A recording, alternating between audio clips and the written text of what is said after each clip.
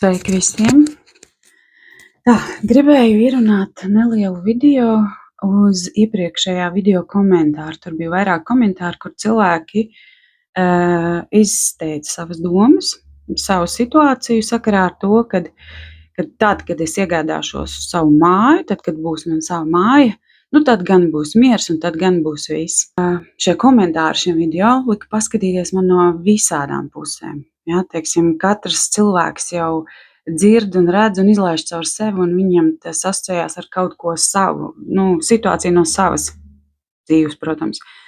Un tad viena sieviete uzrakstīja tādu lietu, ka projekts ir, pamati ir, viss ir, bet māja nekādīgi neiet uz priekšu. Tad noteikti notiek celšanas darbi.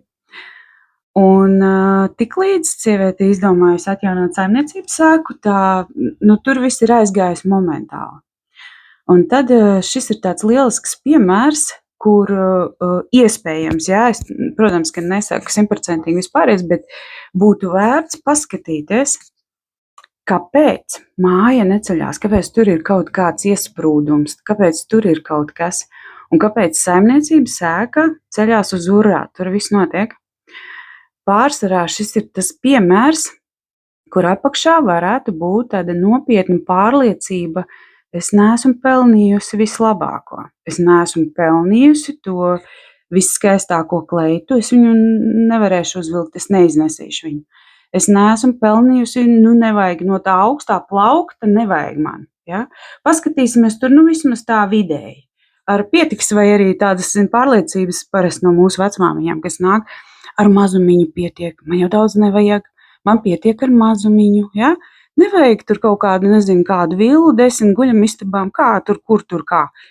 Man vajag mazu mājiņu, 2 istabiņas un pilnīgi pietiek. Kas tur slēpjas, tur jāpaskatās dziļāk tieši. Sieviete arī minēja ļoti kolosāls tāds teikums, šī te saimniecības sēka ceļās, it kā kāds būtu iedevusi atļauju vienkārši. Un tas ir tas moments, kur ir jāpasvītro. Atļauju iedodam mēs paši sev. Ja?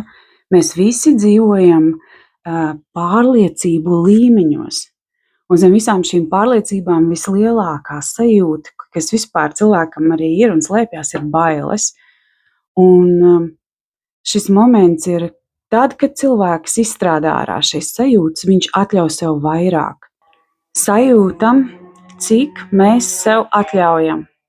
Sajūtam to momentu, vai tev galvā arī nav tāds, nē, šitas būs pa dārgu man.